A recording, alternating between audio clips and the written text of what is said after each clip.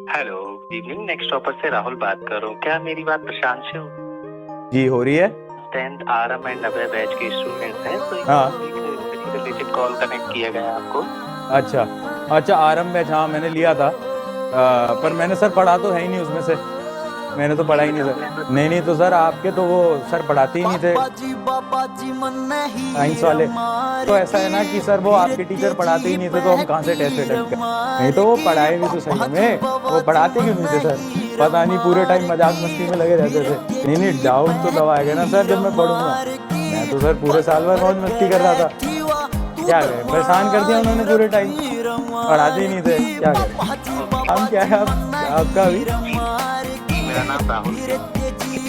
आपके फाउंडर का नाम क्या है। सर प्रशांत के Raj ji and like sorry sir, sorry. क्या नाम है भाई।